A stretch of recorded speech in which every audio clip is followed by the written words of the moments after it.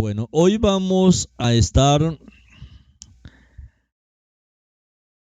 hablando acerca de que Yeshua no nació el 25 de diciembre. Yeshua no nació en diciembre. Y esto quisiéramos hacerlo también como un estudio bastante serio, con el objetivo de calcular y de saber el mes verdadero del nacimiento de Yeshua, según los manuscritos bíblicos de Qumran. Y con eso queremos demostrar, mis hermanos, que Yeshua no nació el 25 de diciembre. Yeshua no nació en diciembre, así como lo oye. Él no nació el 25 de diciembre. Y no se debe tampoco celebrar el nacimiento de Yeshua. Así sea el mes indicado, en el mes certero, no se le debe celebrar cumpleaños. La Torá no revela que hay que celebrar cumpleaños a nadie, ni al mismo Creador, ni a Yeshua. Y menos celebrarlo de la manera como lo está celebrando la religión. ¿Por qué? Porque celebrar el nacimiento de una persona cualquiera es contrario a la Torá de Elohim. Celebrar el nacimiento de Cristo, digamos así, en medio del cristianismo, en medio del catolicismo, es peor porque es contrario a la Torá. Si celebrar cualquier nacimiento es contrario a la Torá, más el de nuestro Salvador. La fe de Yeshua, la fe que él enseñó, él tampoco enseñó en ningún momento que debíamos celebrarle cumpleaños. Vamos a lo que dice en el libro de Gilel. Vamos a ver lo que dice Lucas capítulo 1, verso 5 al 9. Ahí está escrito: en los días de Herodes, rey de Judá, hubo un Cohen llamado Zacarías, que pertenecía a la división de Abiyá. Su mujer era descendiente de Aarón y su nombre era Elisheba. Ambos eran justos ante Adonai, observando irreprochablemente todos los misbod y ordenanzas de la Torá de Adonai. No tenían hijos, porque Elisheba era estéril y ambos estaban entrados en años. Una vez, cuando Zacarías estaba cumpliendo sus deberes como Cohen, durante el periodo de su división de servicio delante de Adonai, fue escogido por suertes, de acuerdo a la costumbre entre los Coanim, entrar en el templo y quemar incienso. Miremos todos los datos que el Eterno nos revela a través de esta porción. Zacarías, este Cohen Gadol, este sumo sacerdote, dice que pertenecía a la división de Abiyá, a la división de Abías, como dice ahí en el verso 5. Y según el turno de su clase, como dice el verso 8, una vez cuando Zacarías estaba cumpliendo sus deberes como Cohen durante el periodo de su división de servicio delante de Adonai. Entonces, según el turno de su clase, y estas dos cosas, mis hermanos, es una pista que nos da aquí la palabra. Zacarías era de la clase de Abías y fue escogido por suertes para el turno de su clase. Entonces, estas dos notas que nos presenta aquí Gilel, él eligió estas dos notas para situar su relato. Son marcas para que nosotros sepamos en qué momento de la historia están llevándose a cabo estos acontecimientos. Y estos, mis hermanos, son muy precisos. Zacarías era de la clase de Abiyá y se echaron suertes según el turno de su clase. Esto, mis hermanos, es una pista para nosotros entender en qué tiempo es que el Mashiach nacería. Esto es muy importante. Tenga en cuenta, de hecho, el recuento de turnos de clase de los sacerdotes que se encuentran en Qumran. Nos da detalles de los turnos de clase que no teníamos. En Qumran encontramos más detalles para poder entender el tiempo exacto del nacimiento del Mashiach. Y con toda seguridad les decimos, mis hermanos, Yeshua no nació el 25 de diciembre. El Mesías no nació el 25 de diciembre. Cristo no nació el 25 de diciembre. Jesús no nació el 25 de diciembre. No, menos Yeshua, él no nació el 25 de diciembre. Ahora, vamos a recorrer estos datos que nos presenta aquí Hillel de la clase. En realidad se lleva a cabo durante 6 años, según el principio del seguimiento del jubileo. O sea, cada 6 años había un cambio en el orden que servían los sacerdotes. Entonces, el turno de la clase de Abías del primer año tiene lugar en el tercero y en el octavo mes.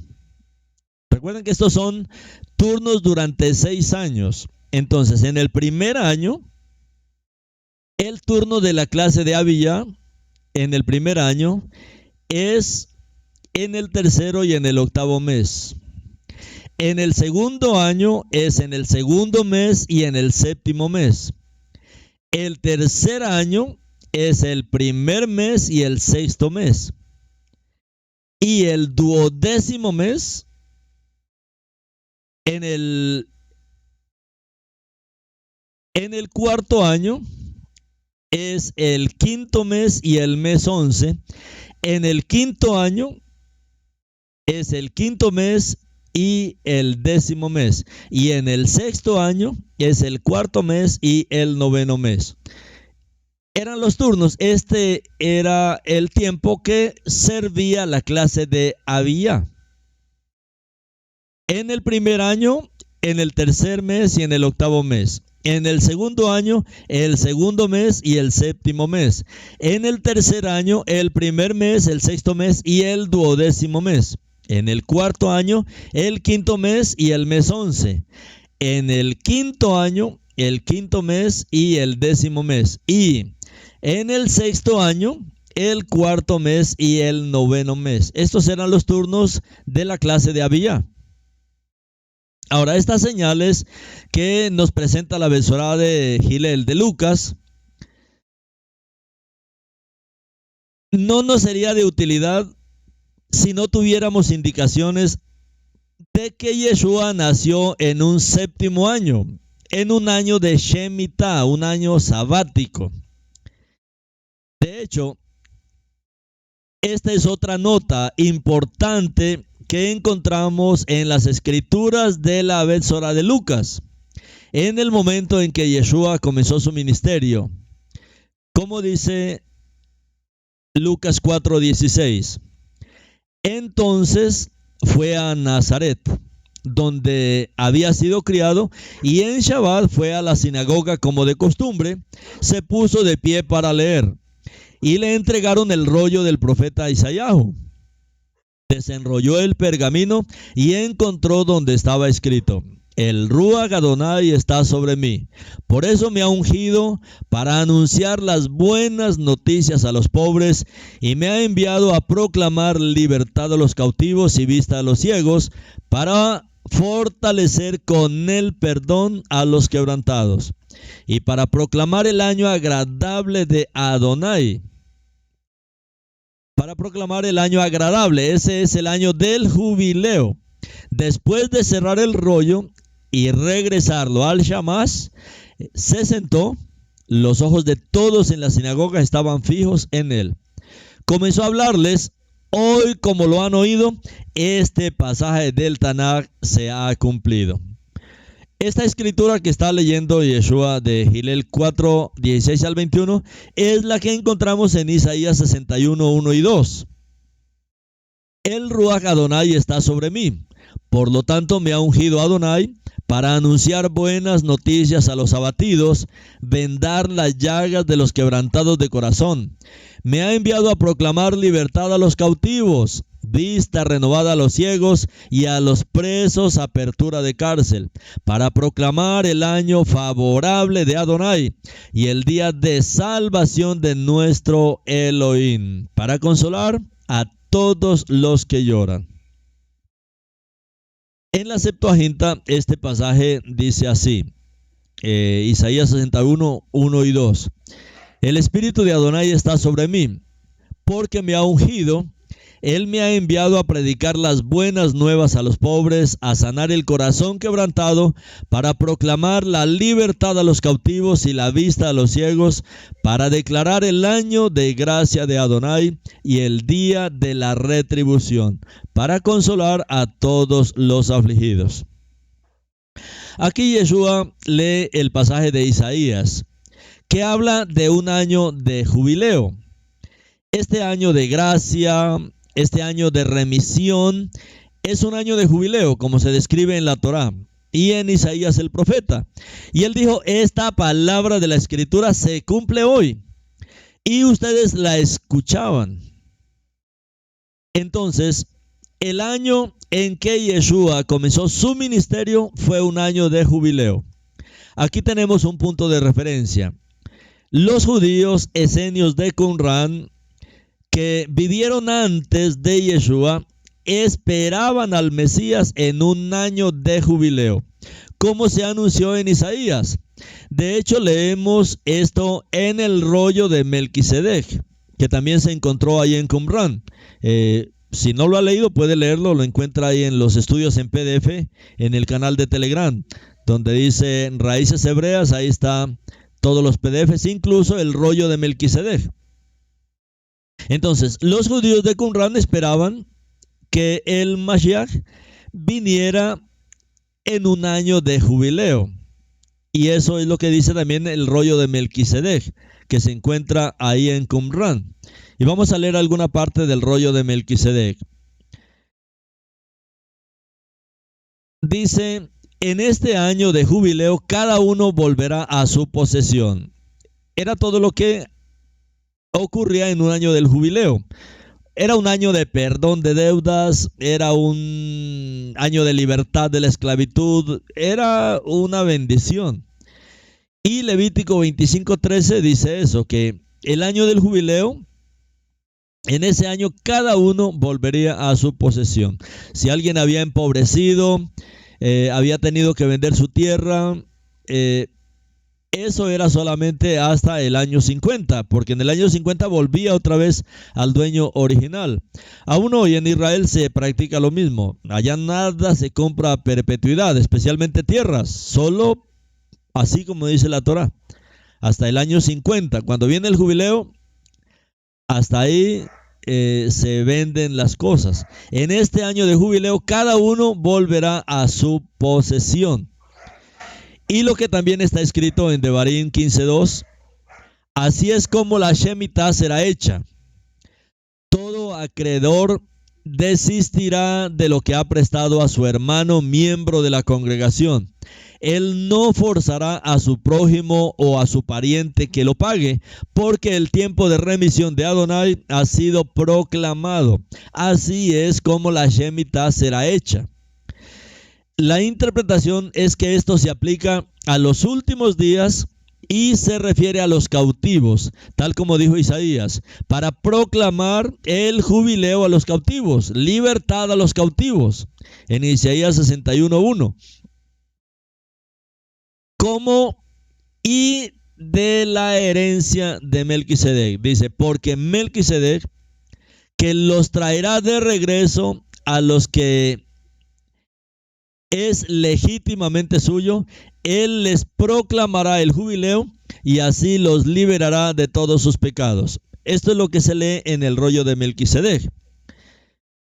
Y de la herencia de Melquisedec, porque Melquisedec, que los traerá de regreso a lo que es legítimamente suyo. Él les proclamará el jubileo y así los liberará de todos sus pecados. Aquí el Mashiach es conocido como Melquisedec. Melechizedek, recuerda que él es de la orden de Melquisedec. Entonces, en el rollo habla de Yeshua como el Melquisedec. Los traerá de regreso a lo que es legítimamente suyo, y él les proclamará el jubileo y así los liberará de todos sus pecados. Proclamará este decreto en la primera semana del periodo del jubileo, que sigue a los 9 periodos de jubileo. Luego, el día de la expiación seguirá después del periodo del 10º jubileo, cuando él hará la expiación por todos los hijos de la luz y el pueblo que está predestinado en Melquisedec, en el Mashiach, sobre ellos, porque este es el tiempo decretado para el año de gracia de Melquisedec, y por su poder juzgará a los santos de Elohim y establecerá un reino justo, como está escrito de él en los himnos de David. Elohim tomará su lugar en el concilio de Elohim, y en medio de los Elohim él juzgará, como dice el Teilín 82.1. La escritura también dice acerca de él: toma asiento en los cielos altos, Elohim juzgará a los pueblos, en el Teilín 7, 7 y 8. Entonces vemos aquí que los judíos de Qumran creían que aquel a quien llamaban Melquisedec, porque Yeshua es de la orden de Melquisedec, y los judíos de Qumran creían que aquel a quien llamaban Melquisedec, que no es otro que Yeshua el Mashiach, vendría en un año de jubileo. Tenemos como fecha de referencia citada por Flavio Josefo. ¿Cuál es la cita que nos dice Flavio Josefo? Año 37, el año menos 37 antes del Mashiach. Según la historia narrada y citada por Flavio Josefo, el año menos 37, o sea, 37 años antes de la venida del Mashiach, fue un año sabático. Esto es un dato importante, porque aquí nos va a ubicar entonces en qué tiempo es que va a aparecer el Mashiach. Entonces, sabemos, calculando desde este punto, entonces el año menos 37, porque por la historia, por los escritos de Flavio Josefo, sabemos que ese año era un año de jubileo, fue un año sabático. Entonces, desde aquí vamos a calcular, desde este año menos 37 antes de la venida del Mashiach. Si nosotros vemos y contamos menos 37, ¿dónde aparecería otro año sabático? En el año 19, posterior a la venida del Mashiach. Hablamos de años sabáticos, ¿no? De años sabáticos. Entonces, en el 19, después de la venida del Mashiach, otro año sabático. 19 y 7, 26. En el año 26, otro año sabático. 26 más 7, 33. Otro año sabático. Comenzando nuestra era, entonces, para podernos orientar en el año 0 del calendario gregoriano, para poder ubicar las fechas. Entonces, también sabemos que un año en este 49, un jubileo es al año 50, ¿no? 7 jubileos más 1. Entonces, un año 49 siempre cae en un año sabático, porque son los años sabáticos los que se usan para calcular los jubileos. Entonces son 7 por 7. A ver, para ubicarlos, entonces, un año sabático son 7 años. Un jubileo son 7 por 7. Son 7 años sabáticos más 1. Ahora, entonces sabemos que Yeshua no nació en el año 0. Simplemente porque históricamente de los escritos de Flavio Josefo sabemos que Herodes murió antes del año 0. Herodes murió antes del año 0. Más exactamente, lo que narra Flavio Josefo es que Herodes murió en el año menos 4. Menos 4 de esta era. Y por lo tanto, Yeshua nació antes de la muerte de Herodes. Porque recuerda que Herodes tenía problemas con el Mashiach. Entonces, Yeshua nace antes de Herodes y no en el año 0, como hoy la gente contabiliza estos años de historia. Ahora, sabemos que Yeshua tenía alrededor de 30 años cuando comenzó su ministerio. Y esto se debe tener en cuenta aquí. Eso es lo que dice Gilel 3:23. Y Yeshua tenía como 30 años. Él no dice tenía exactamente 30 años.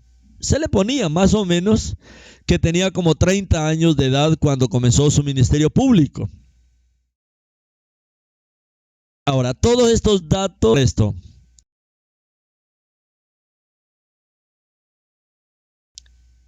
y es lo que vamos a entender. Luego les paso también el PDF para que usted lo pueda leer y lo pueda todavía rumiar y entender mejor.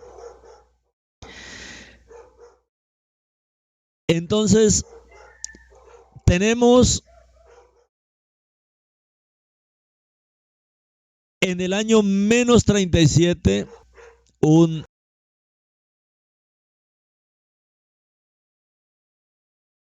año sabático. Menos 37. Usted puede hacer ahí con un lapicero, escribir menos 37, luego menos 7, menos 7, menos 7. Y luego más 7 cuando llega a 0 y pasa al tiempo después de la venida del Mashiach. Hablamos menos porque entonces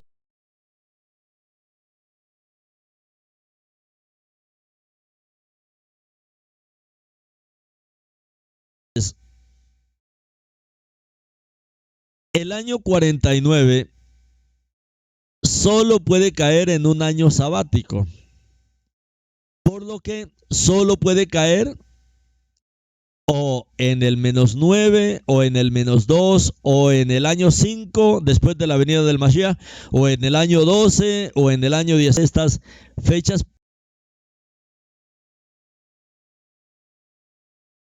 tiene que caer este año sabático. Esa es la muestra y la señal que nos da la palabra. Que debemos buscar un año sabático para saber cuándo fue que nació el Mashiach. Entonces, Yeshua no nació en el año 0, sino que él nació un poco antes, por lo que dicen los escritos de Flavio Josefo. Y otro dato que tenemos es que él tenía más o menos 30 años cuando comenzó su ministerio, cuando él proclamó el año del jubileo, más o menos 30 años. Así que luego usted va a ver un pequeño gráfico ahí de estos números, como le digo, contando menos 9, menos 8, menos 7, menos 6, menos 5, menos 4, menos 3, menos 2, menos 1, para poder hacer una pequeña escala de años de ese tiempo de la venida del Mashiach. Entonces, Yeshua, mis hermanos, Yeshua probablemente nació en el año menos 9 antes de nuestra era. Probablemente porque es lo que la historia marca como años jubilares, como el año del jubileo, como ese año de Shemitah que marca el Eterno. Entonces, posiblemente él nace es en el año menos 9 antes de esta era. Y nació durante un 7º año. De hecho, dice Flavio Josefo que Herodes murió en el año menos 4. Recuerda que Herodes lo persiguió para matarlo, o sea que Yeshua ya había nacido. Y los años que nos dan años de jubileo sería el año -9, -2, luego 5, 12, 19, 26, 33, porque es cada 7 años que se cuentan estos años de jubileo. Entonces, cuando Herodes muere, que él muere en el año -4, Yeshua tendría ya para ese tiempo más o menos unos 5 años, cuando sus padres regresaron de Egipto a Israel, por lo que trajo el comienzo de su ministerio. Entonces en el año 19, más o menos para ese tiempo él estaba alrededor de esos 30 años, en el año 19, y Yeshua tendría 28 años, aunque Lucas dice que es como 30 más o menos. Mire lo que dice Lucas exactamente, y Yeshua tenía como 30, ¿no? Como 30, no dice exactamente. Pero si contamos los años de los jubileos, Yeshua comenzaría su ministerio en el año 19, y cuando él comienza el ministerio, Yeshua tendría 28 años. Y por lo tanto, el recorrido de la clase de Abías, citado por Lucas, sería el que cae en un 6º año de su recorrido de clases. Y en el 6º año, los turnos de la clase de Abías son el 4º mes y el 9º mes. Por eso les presentaba este dato antes. Entonces, si elegimos el 9º mes, esto resultaría en un 12º mes que cae entre febrero y marzo, el mes del nacimiento de Yeshua. Ahora, esto no es probable, es poco probable, y nada probable que Yeshua nazca entre febrero y marzo, de acuerdo a estas señas que nos está dando Lucas. Ahora, si elegimos el 4º mes, todo coincide. Miren lo que les estoy explicando aquí. El dato que nos da Lucas es que fue en los tiempos que estaba sirviendo. Y el 6º año del servicio de la clase de Abías, los turnos de la clase de Abías son el 4º mes y el 9º mes. Si hacemos el cálculo por el 9º mes, no da. Si hacemos el cálculo por el 4º mes, todo coincide. Todo coincide. Los primeros meses de embarazo de Isabel, de Eliseba, el 5º mes, el 6º mes, el 7º mes, el 8º mes, el 9º mes. ¿Qué es lo que dice Gilel? Al 6º mes del embarazo de Isabel. Mire las señas que nos da aquí. Al 6º mes del embarazo de Isabel, el malaj Gabriel fue enviado por Adonai a una ciudad de Galil llamada Netzaret, a una virgen comprometida para casamiento con un hombre llamado Joseph, de la clase de David. El nombre de la virgen era Miriam. Ahora, Miriam recibe la visita del malaj Gabriel y queda embarazada. A su vez, entonces comienzan sus 9 meses de embarazo. Al 6º mes del embarazo de Isabel, el malaj Gabriel fue enviado por Adonai a una ciudad de Galil llamada Netzaret, a una virgen. Era el 6º mes del embarazo de Eliseba. Ahora, entonces, nosotros podemos ver el 6º mes del embarazo de Elizabeth. El primer mes, el 2º mes,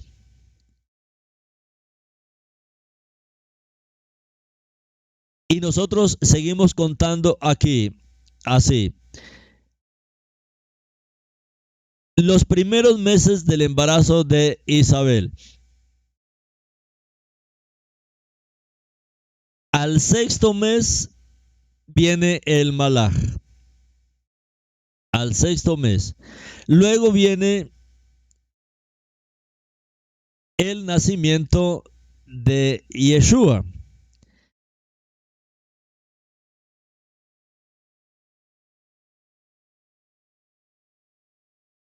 Ustedes saben que en el calendario en el calendario del Eterno, los meses no se les nombra por nombre, sino que los meses es por número. Entonces, cuando dice al sexto mes, está hablando al sexto mes del año, está hablando al sexto mes también del año. ¿Y qué año? Entonces, el sexto mes del año, ¿qué mes era?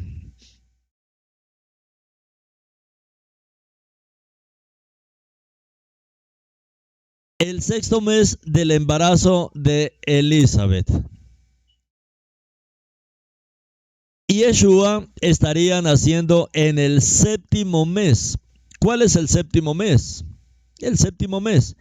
El séptimo mes que cae entre el mes de octubre, más o menos a mediados de octubre, en el calendario gregoriano.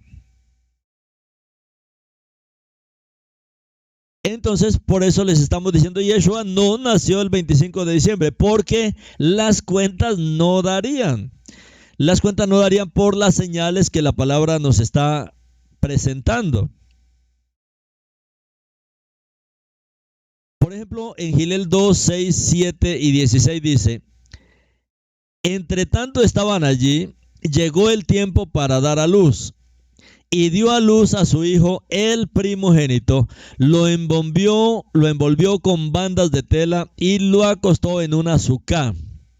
En arameo esta palabra es sauría, que significa pesebre, cabaña o tienda, porque no tenía un lugar donde pudieran quedarse. Fueron a toda prisa, llegaron y encontraron a Miriam, a Joseph y al recién nacido acostados en una azúcar. Ahora, nosotros vemos que la festividad de Sukkot es justamente para el séptimo mes. El séptimo mes. Recuerden que el séptimo mes viene varias fiestas, ¿no? Viene Yom Teruah, Yom Kippur y Sukkot. Y Yeshua está naciendo en el séptimo mes, posiblemente el primer día de la fiesta de Sukkot. Y hay otro estudio que ya habíamos presentado antes con relación a Sukkot y el día del nacimiento del Mashiach. Por todas estas señales que nos presenta la palabra. Lucas 2, 6 y 16 dice: y ella lo envolvió y lo acostó en una panne. En griego sería panne. En arameo auría. En hebreo suká. Suká. Esta palabra que conoce más el pueblo, que es la palabra suká. Suká se refiere también a como a una pesebrera, a un pesebre, a una cabaña, a una tienda. Pero sabemos que una suká es sencillamente las tiendas que hace el pueblo para celebrar la fiesta de Sukkot que el Eterno había establecido en Levítico 23, desde el 39 hasta el 43. Y en arameo es la palabra auría. Y también significa pesebre, cabaña o tienda. Dio a luz a su hijo, el primogénito, lo envolvió con bandas de tela y lo acostó en una azúcar. Israel para ese tiempo está en plena celebración de la fiesta de las cabañas, de la fiesta de Sukkot. Ahora, en el verso 16 de Gilel 2 dice: fueron a toda prisa, llegaron y encontraron a Miriam, a Joseph y al recién nacido acostado en una azúcar. Entonces, aunque esta palabra azúcar, aunque esta palabra auría o aunque la palabra parné está en diferentes idiomas, significa eso: cabaña, tienda, pesebre, es eso.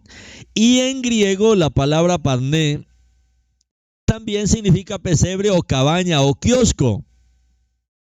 Pero cuando nosotros entendemos las fiestas del Eterno y cuando leemos Levítico 23, desde el 39 al 43, donde nuestro Padre ordenó esta celebración, pues el pueblo estaba en esta celebración que ya él había ordenado. Levítico 23 del 39. Voy a leerles para que ustedes vean cómo se estableció esta fiesta. Y él dice, pero en el día 15 del séptimo mes.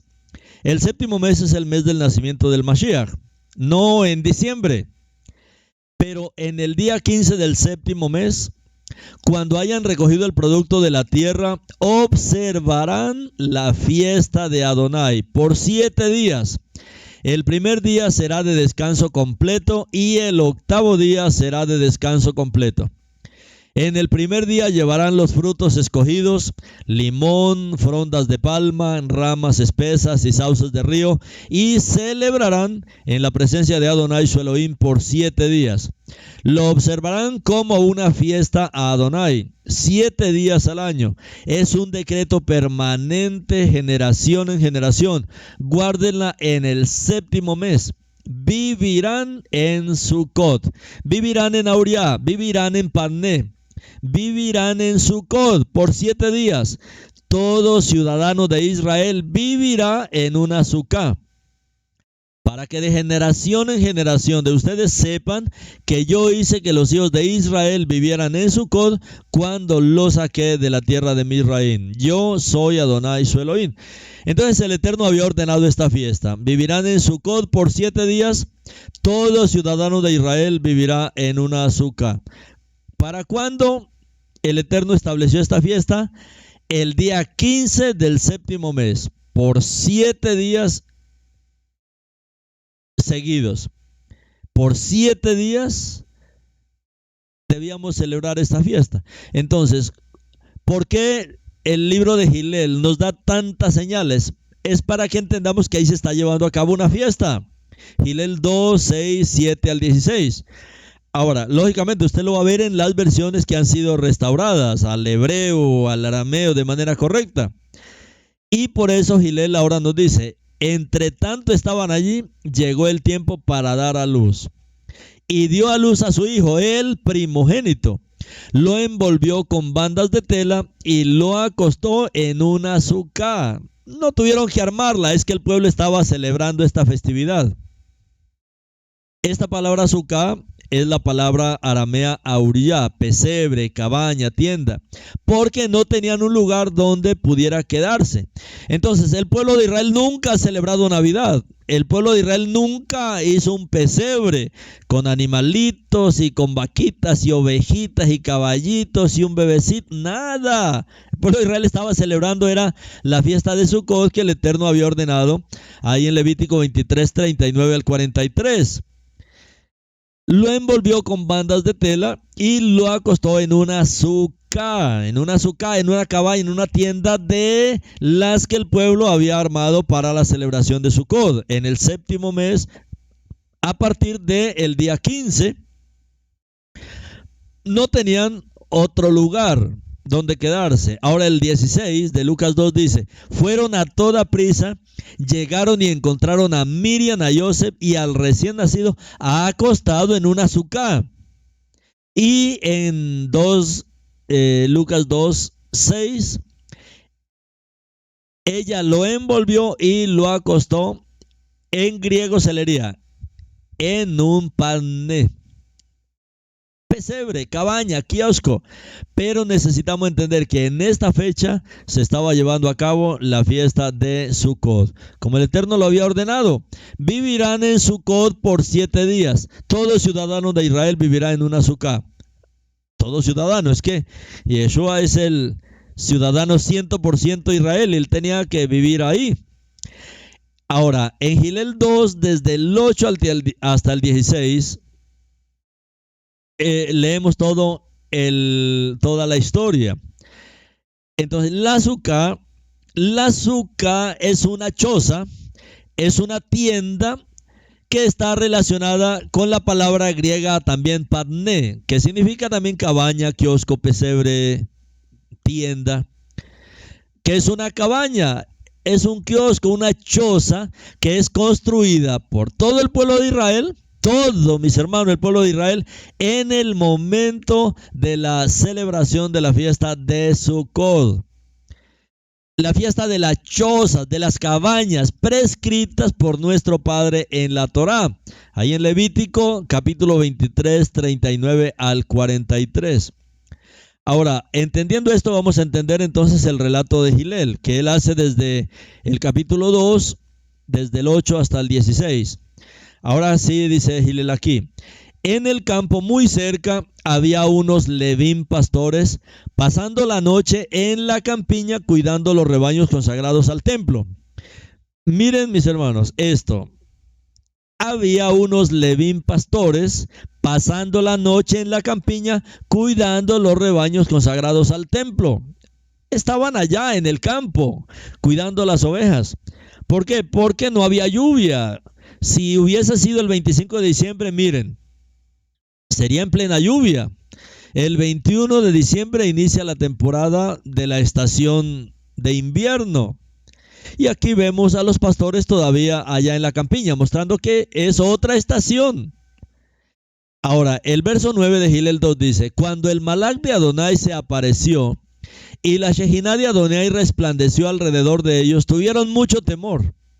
Entonces el Malach les dijo: no tengan temor, porque he aquí les traigo buenas noticias que llenarán de alegría a todo el mundo.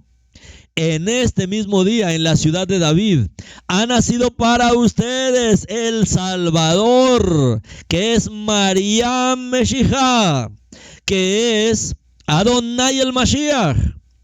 Y esto les servirá de señal: encontrarán un recién nacido envuelto en bandas de tela de coanín, acostado en una azúcar. Hay que ir a buscar en la azúcar, a ver en cuál está.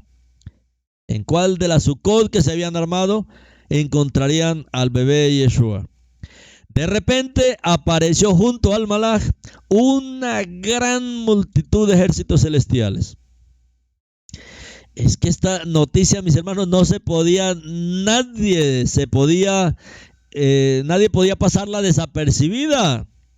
Mire, hermano, esa noche el cielo se vació. La noticia estaba aquí en la tierra, en primera plana. De repente apareció al Malach una multitud de ejércitos celestiales alabando a Adonai. Gloria a Adonai en las alturas y en la tierra de Israel shalom a los hombres de buena voluntad. Tan pronto los malachín los dejaron y habían regresado para entrar en el cielo, los pastores se dijeron uno al otro: vamos a Beilehem para ver esto que ha sucedido. Y Adonai nos lo ha dicho. Fueron a toda prisa, llegaron y encontraron a Miriam y a Joseph y al recién nacido acostado en un azúcar. Bueno, es lo que revela Levítico 23, 39 al 43. Por todas las cuentas que nos da Lucas, nos quiere mostrar es que Yeshua nació para la festividad de Sukkot. También sabemos que el momento en que los rebaños fueron llevados para ser guiados fue alrededor del séptimo mes. En el otoño, antes de invierno, ellos todavía estaban ahí con sus rebaños. También hay una profecía mesiánica en el libro de los jubileos, relacionada durante el séptimo mes, justo antes de la fiesta de Sukkot, a los tiempos en que Abraham celebró allí. Recuerdan que Abraham fue el primero en celebrar esta festividad de Sukkot. Y esta profecía mesiánica es anunciada por los malachín a Abraham y Sara, y se refiere a la planta de justicia que estaba por venir. Como dice ahí en el capítulo 16 del libro de Jubileos, del 13 al 27. Y dice así: y en el sexto año de la cuarta semana fuimos a Abraham en el pozo del juramento y nos aparecimos a él, como le habíamos dicho a Sara que regresaríamos a ella cuando ella hubiera concebido un hijo. Y regresamos en el séptimo mes y encontramos a Sara con el niño frente a nosotros y lo bendijimos y le anunciamos todas las cosas que se decretaron sobre él, que no moriría hasta que tuviera 6 hijos y más, y que los vería antes de morir. pero que su nombre y su descendencia serán declarados por Isaac, y que toda la descendencia de sus hijos serán naciones y serán considerados con las naciones, pero uno de los hijos de Isaac se convertirá en una descendencia Kadosh y no sería considerado entre las naciones, porque él llegará a ser la porción del Altísimo y toda su descendencia caerá como posesión de Elohim, para ser un pueblo de Adonai, en su posesión sobre todas las naciones, y llegue a ser un reino y sacerdotes y una nación santa. Y seguimos nuestro camino. Y le contamos a Sara todo lo que le habíamos dicho, y se regocijaron juntos con gran gozo. Y edificó allí un altar al Eterno, que lo había liberado y le había hecho regocijarse en la tierra de su peregrinación. Y celebró una fiesta de alegría durante 7 días de ese mes, o sea, del 7º mes, junto al altar que había edificado en el pozo del juramento. Y construyó chozas, Sucot, para él y sus sirvientes en esa fiesta. Y fue el primero en celebrar la fiesta de las cabañas en la tierra, Abraham. Y durante esos 7 días trajo una ofrenda sobre el altar cada día por fuego al Eterno, de 2 bueyes, 2 carneros, 7 ovejas y un macho cabrío, como ofrenda por el pecado, para hacer expiación por él y por su descendencia, y una ofrenda de agradecimiento de 7 carneros, 7 cabritos, 7 ovejas y 7 cabras, y sus ofrendas de fruto y sus libaciones, y quemó él en el altar un sacrificio selecto para el Eterno, toda la grasa como olor agradable. Y por la mañana y por la tarde quemó sustancias aromáticas de olíbano, gálbano, nafad, nardo, mirra, especias y bálsamo. Y ofreció todos estos 7 triturados, mezclados en partes iguales y puros. Y celebró esta fiesta 7 días, regocijándose con todo su corazón y con toda su alma, él y todos los que estaban en su casa, y no había ningún extraño con él, ni ningún incircunciso.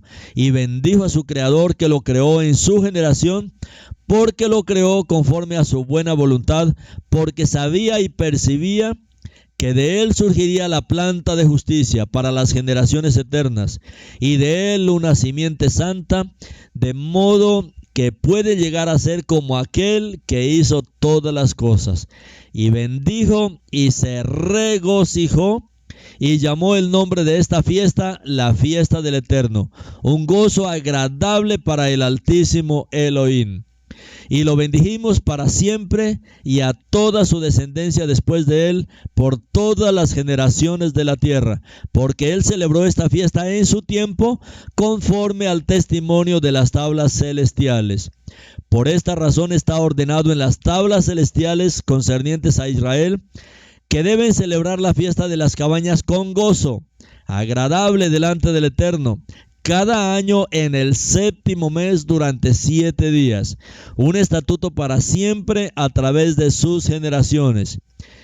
Y para esto no hay límite de días, porque está ordenado para siempre para Israel, que lo celebren y hospeden en chozas, y se coloquen guirnaldas en la cabeza, y tomen ramas frondosas y sauces de arroyo. Y Abraham tomó ramas de palmeras y frutos de árboles buenos, y recorrió el altar con las ramas todos los días. 7 veces al día, por la mañana alabó y agradeció con gozo a su Elohim por todas las cosas. Ahora, Yohanan también, él nos presenta, y Yohanan dice que Yeshua hizo tabernáculo. En el griego dice así: Yeshua hizo tabernáculo con nosotros. ¿Por qué utiliza en el texto griego tabernáculo? ¿Qué es un tabernáculo? Igual, una sukkah, Sukkot. Y Yohanan 1:14 dice: y el verbo se hizo carne y él hizo tabernáculo. entre nosotros, lleno de gracia y verdad, y vimos su gloria, una gloria como la del unigénito del Padre. Entonces, esta palabra que se traduce del griego aquí como tabernáculo es la palabra sukkah. Entonces, Yeshua, ¿qué es lo que está diciendo? Que Yeshua vivió en una sukkah entre nosotros. No solamente que él se hizo carne y esa carne es su sukkah, sino que él también vivió en una sukkah y el verbo se hizo carne e hizo tabernáculo entre nosotros. Ahora, ¿cómo lo revela en la versión hebrea y aramea de Yohanan 1:14? Pues lógicamente lo explica más claramente, ¿no? Y la palabra se hizo carne y habitó, quedó, descansó, descendió entre nosotros, vivió en una sukkah. Y nosotros contemplamos su kabod, esplendor de Elohim el Uno, lleno de bondad y verdad. Habitó, acampó. Esa palabra aquí para tabernáculo es eso, es una choza, es una residencia temporal. Y en hebreo es la palabra sukkot o la palabra sukkah, que es lo que el griego la tradujo como tabernáculo.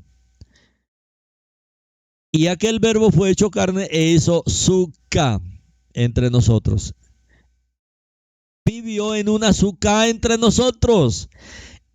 El Rey del universo, mis hermanos, el Rey eterno, el Todopoderoso, vino y vivió en una sukkah entre nosotros, en la fiesta de Sukkot, no en Navidad, no el 25 de diciembre, para la fiesta de Sukkot, que es el séptimo mes, a mediados de octubre. Entonces, todo, mis hermanos, lo que narra la Besorá, los evangelios, va en dirección a Sukkot con respecto al nacimiento de Yeshua. Por lo tanto, Yeshua nació en el séptimo mes, en octubre. Pero ¿cómo así? ¿El séptimo mes octubre? No, en el séptimo mes del calendario del Eterno.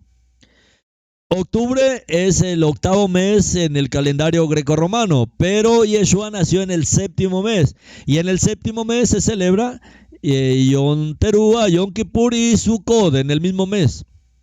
Entonces, Yeshua nació en el séptimo mes del calendario del Eterno, de un séptimo año, que era un año de Shemitah. Y mis hermanos, absolutamente no el 25 de diciembre. No. Yeshua nació en el séptimo mes, en la fiesta de Sukkot, en un séptimo año, en un año de Shemitah. Así que aquellos que se aferran a la festividad de Navidad tienen que pensar un poco en esto, mis hermanos. Todos los dioses paganos, todos los ídolos, todos los dioses abominables delante del Elohim de Israel, del único Elohim verdadero, todos los dioses paganos de las religiones de la antigüedad, todos celebraban su gran día el 25 de diciembre. ¿Será que esto es una coincidencia? No. Es porque la festividad del 25 de diciembre es algo totalmente pagano, aborrecible por el Eterno. Y por lo tanto, pues el pueblo del Eterno debe salir de todas estas celebraciones. Ahora, vamos a ver este asunto. Los cumpleaños de estos falsos dioses que en la antigüedad fueron bien celebrados el 25 de diciembre, como prueba Como prueba se había colocado una estatua del falso dios Zeus en el templo. Recuerda que eso lo vemos en Hanukkah. Esa fue la abominación desoladora. Se colocó, esta es una prueba que la vimos en Hanukkah. Se colocó una estatua del falso dios Zeus en el templo de Elohim para celebrar el cumpleaños de este dios falso el 25 de diciembre. Hanukkah es precisamente la lucha contra esta fiesta pagana de Navidad. Hanukkah, mis hermanos, es precisamente, por eso venimos a este tiempo, Hanukkah. Pero mis hermanos, es una lucha y estamos declarando esta lucha, esta guerra contra toda esta mentira de Navidad. Y por eso el Eterno trae la luz de Hanukkah también. Contra esta fiesta pagana de Navidad Yule. Entonces, para comparar las dos fiestas que la asocian, o sea, ¿cuáles son las dos fiestas que asocian a Hanukkah? La Navidad pagana y la Hanukkah pagana. Porque ninguna de las dos celebra lo que el Eterno quiere, que es restaurar el altar de su pueblo, como vimos en el mensaje anterior. Es un insulto, mis hermanos, es un insulto a los héroes de la fe. O sea, a todos los que se citan ahí en el libro de los Macabeos. Es un insulto la Navidad y es un insulto la Hanukkah tradicional. Que ellos nunca establecieron esto, ni Navidad ni Hanukkah tradicional. Ellos estaban proclamando una celebración cada año porque vieron lo importante que es la dedicación del altar, el altar de su pueblo, el cual está representando ahora lógicamente la obra de redención del Mashiach por medio de su muerte. El nacimiento del dios falso Tammuz, el hijo de Nimrod, también se celebraba el 25 de diciembre. Y eso lo celebraban mucho antes del nacimiento de Yeshua. La fiesta de Yule es la verdadera Navidad. Además de algunos países que todavía la celebran hoy, como la fiesta de Yule. También se le llama el Día del Niño, el nacimiento de Tammuz, que también se celebra el 25 de diciembre. Entonces, ese niño que ponen en el pesebre no es el Mesías, es Tammuz, es Tammuz.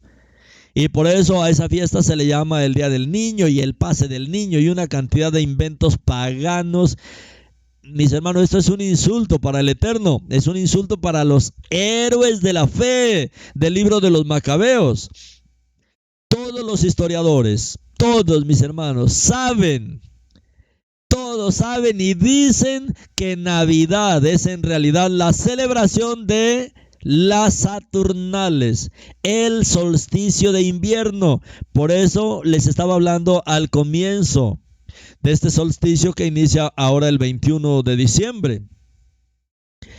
Entonces, después de conocer estas verdades, en realidad, solo los cristianos que aman la Navidad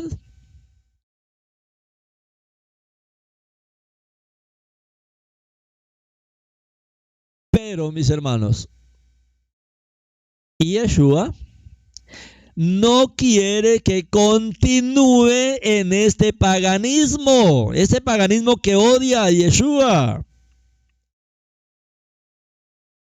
Mis amados, sepan que su Navidad, que tanto aprecia, será destruida por el mismo Yeshua. Y cuando Yeshua lo haga, yo seré el primero en aplaudirlo. Y todos los que amamos a Yeshua debemos aplaudir cuando Él destruya todo este paganismo. Así que como Él nos dice, despierta y sal de Babilonia, sal de toda esta mentira, de todo este paganismo, de toda esta vergüenza, de toda esta ofensa que se le hace a nuestro Salvador. No podemos adorar a Yeshua, el Elohim encarnado, como queramos. No podemos hacerlo de cualquier manera. Mis hermanos, nuestro Elohim tiene su palabra, Él tiene su manera y nosotros debemos someternos a su manera.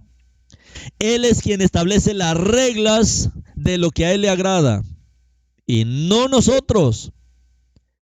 ¿Con qué derecho podíamos decirle nosotros al Rey de Reyes: soy yo quien le pone las reglas, te ofrezco lo que amo y no importa si todo esto es objeto de disgusto para ti? Date cuenta de la seriedad de este acto, de esta actitud que toman hoy en el mundo cristiano. Es algo así que están haciendo. Soy yo quien pone las reglas, te ofrezco lo que amo y no importa si todo esto te disgusta, de todas maneras lo celebro. No, mis hermanos, debemos salir de esta Babilonia. Para aquellos que conocen los verdaderos orígenes de esta diabólica fiesta navideña. Y mis hermanos, con toda seguridad, el anti-Mashiach celebrará cumpleaños para esta fiesta. Y muchos estarán aplaudiéndole ahí. Para aquellos que conocen los verdaderos orígenes de esta diabólica fiesta navideña, este es un acto de rebelión, similar al de los sacerdotes que ofrecían bestias endebles y enfermas a Elohim, como lo dice el profeta Malaquías. Caín ofreció a Elohim, y sin embargo su ofrenda no fue agradable. Entonces, usted comprenda que no es porque uno le ofrezca a Elohim que necesariamente le agrada, porque lo que Elohim ama es la obediencia, como dice Samuel 15:22. ¿Tiene Adonai tanto placer en ofrendas de ascensión completas y sacrificios como en obedecer la palabra de Adonai? Seguramente, con toda seguridad, obedecer es mejor que un buen sacrificio, y escuchar órdenes mejor que la grasa de carneros. Entonces, mis amados, simplemente resolviendo este problema de fechas, aunque sabemos cuándo nació Yeshua, sabemos con seguridad cuándo nació Yeshua por todas estas pruebas que Él nos da. Aunque lo sabemos, mis hermanos, sepa una cosa: no debemos celebrar el día de su nacimiento, porque eso es contrario a la Torah de Elohim y por lo tanto a la fe de Yeshua, por lo que celebrar cumpleaños ni para el hombre ni para el Eterno tiene un ordenamiento del Eterno. Esto es totalmente contrario al Eterno. Aún hay algunos que celebran así locamente y abiertamente el cumpleaños de Jesús, que no, mis hermanos, eso es puro paganismo. Los judíos esenios de Qumran no celebraban cumpleaños. Ellos no celebraban cumpleaños. Y Navidad es eso, es un cumpleaños. Pero es un cumpleaños a dioses paganos. No debemos celebrar cumpleaños.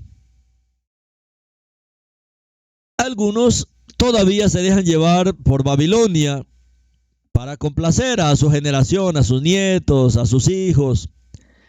Pero mis hermanos, sepan que sus hijos o nietos no merecen ningún obsequio con el pretexto de que han tenido un año más, que han cumplido años. Pero es a Elohim a quien debe dar gracias por ello, por ese hijo. Así que dejemos, mis hermanos, de inculcar a nuestros hijos, a nuestras generaciones, dejemos de inculcar estas fiestas paganas.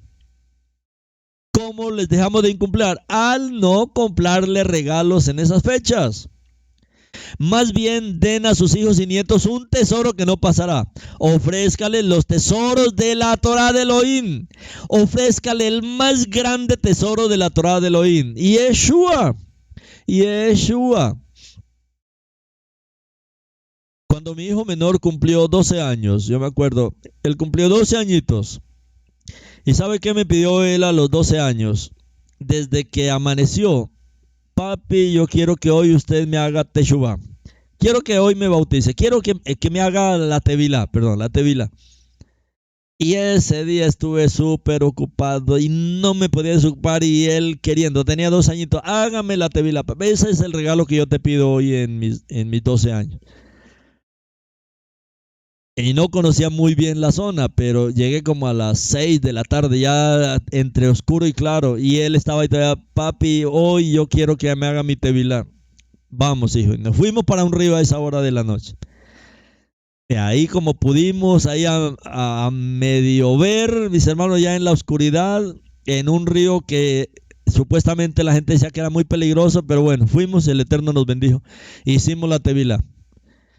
Eso fue lo que él me pidió cuando tenía 12 años. Y hoy el Eterno quiere eso, que le ofrezcamos el mayor tesoro de la Torah a nuestros hijos, Yeshua. Ese tesoro que no pasa. Y que los convertirá lógicamente en personas establecidas en la fe verdadera. Una fe que no está apegada a los bienes materiales de este mundo perecedero. Los creyentes deben ser conscientes de la seriedad de celebrar fiestas de cumpleaños, como la Navidad, por ejemplo. Las diversas costumbres que se observan hoy en día en los cumpleaños tienen una larga historia. La gente no averigua, celebra porque todo el mundo lo hace. Pero, mis hermanos, los orígenes de estas costumbres están ligados a la magia, están ligados a la religión, al oscurantismo. Se decía que las prácticas en uso en la antigüedad de felicitar, de dar regalos, de celebrar el evento con velas encendidas, coronándolo, todo protegían a la fiesta de cumpleaños de los demonios. Esto garantizaría su seguridad durante el próximo año.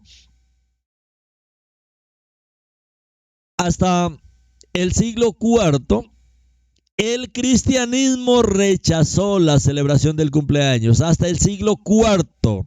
El cristianismo debe saber eso. Rechazó la celebración de los cumpleaños, considerándolos una costumbre pagana. El mismo cristianismo lo hacía. Y de hecho en las Sagradas Escrituras encontramos que estas celebraciones de cumpleaños solo las celebraban los paganos. Una fiesta de cumpleaños, por ejemplo, para el faraón. Lo cita Bereshit capítulo 40, 20 al 22. Y dice, al tercer día que era el cumpleaños de Faraón, él dio una fiesta para todos sus oficiales y él alzó la cabeza del jefe de los coperos y la cabeza del jefe de los panaderos de entre sus sirvientes. Él restauró al jefe de los coperos de regreso a su posición, así que él dio de nuevo su copa a Faraón. Pero él ahorcó al jefe de los panaderos, como Joseph había interpretado a ellos. Esto ocurrió en el cumpleaños de Faraón. Ahora, en Meir, en Marcos, también cita otro cumpleaños. Y dice Marcos 6:21. Pero finalmente llegó la oportunidad. Herodes dio un banquete en su cumpleaños para sus nobles oficiales y los hombres prominentes de Galil. La hija de Herodías entró, danzó y deleitó a Herodes y a sus huéspedes. El rey dijo a la joven, pide lo que quieras y te lo daré. De modo que ella fue a ver a su madre y preguntó, ¿qué le debo pedir? Ella respondió, la cabeza de Johanán el inmersor. Johanán Hamadbil, el que sumerge. Enseguida corrió al rey y anunció su petición. Quiero que ahora mismo me des en una bandeja la cabeza de Johanán el inmersor. Comprendamos, mis hermanos, ¿qué hay detrás de todas las prácticas de las fiestas de cumpleaños? Los griegos creían que cada humano tenía un espíritu protector, o daimon, unido a él, que asistía a su nacimiento y lo cuidaba durante su vida. Este espíritu estaba en una relación mística con el Dios cuyo cumpleaños correspondía al día del nacimiento del individuo. Los romanos también suscribieron esta idea. La costumbre de encender velas en los pasteles comenzó con los griegos. En los altares del templo de Diana se colocaron tortas de miel redondas como la luna e iluminadas con velas. La creencia popular atribuye las velas de cumpleaños al poder mágico de conceder deseos.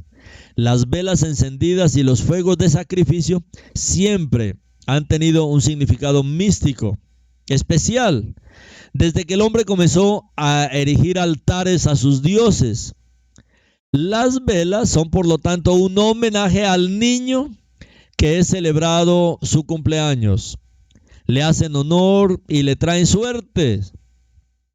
Los deseos de cumpleaños y los deseos de felicidad es parte integral de la fiesta. Esta creencia tiene sus raíces en la magia. O sea, eso es satánico. Los deseos de cumpleaños pueden ser buenos o malos, porque uno está más cerca del mundo espiritual en ese momento. Celebrar cumpleaños no viene de Elohim, sino de costumbres paganas. Es por eso que los israelitas nunca celebraron cumpleaños. No se celebraron cumpleaños para ningún gran profeta de la Torá, ni nunca para Yeshua nuestro Salvador. Solo los paganos entran en este juego con el enemigo. El nacimiento de Yeshua nunca fue celebrado anualmente por los apóstoles, por los emisarios, ni tampoco por los primeros creyentes. Esta es también la razón por la que los apóstoles nunca dieron el día del nacimiento de nuestro Salvador Yeshua en ninguno de sus escritos. Era imposible hacer de su nacimiento una celebración. El mismo Yeshua nunca ha celebrado su cumpleaños, ni ningún cumpleaños. Él era un verdadero israelita, un verdadero judío. ¿Cómo podemos imaginar por un solo segundo que Yeshua agradece que celebremos su cumpleaños? El que conoce bien los orígenes diabólicos de estas celebraciones que son contrarias a su Torá. Debemos entender que no se celebran cumpleaños ni aniversario de bodas, porque los israelitas celebramos solamente las fiestas del Eterno, prescritas por Elohim en su Torá. Y no imitamos, mis hermanos, las costumbres de las naciones. La celebración de los cumpleaños viene directamente del paganismo. Así, mis hermanos, como lo oye. La celebración de los cumpleaños, la celebración de la Navidad. La Navidad tiene todo lo pagano en sus orígenes. E incluso en el hecho de supuestamente celebrar el nacimiento de Yeshua. Sabiendo que Yeshua nunca lo hizo, nunca lo haría. Y Yeshua no nació en Navidad. Yeshua no nació en Navidad. Él nació en un pesebre, sí. Él nació en un pesebre, en una cabaña, en una Sucot, en la fiesta de las cabañas, en la fiesta de Sucot. Entonces, mis amados, recuerde, el llamado del Eterno: salgan de Babilonia, pueblo mío. Salgan de ahí, pueblo mío, nos dice nuestro Elohim. Salgan de Babilonia. Babilonia es el romanismo, es el cristianismo, es el judaísmo, es el islamismo, es el hinduismo, es cualquier ismo. Salgamos, ¿a dónde? A la Torá, a Yeshua, mis hermanos. Somos los que guardamos los mandamientos del Eterno y tenemos el testimonio de Yeshua. Que el Eterno nos ayude y que Él sea llenándonos de su luz y de su valor, mis hermanos, para salir de todo este engaño. Yeshua no nació el 25 de diciembre. Yeshua nació en la fiesta de Sucot, en el 7º mes del calendario del Eterno, en el primer día de la fiesta. Por eso, si quiere profundizar en este tema, véase el nacimiento de Yeshua en Sucot. Shalom, mis amados hermanos, y Hag Sameach. Que sigamos disfrutando de esta fiesta de Hanukkah.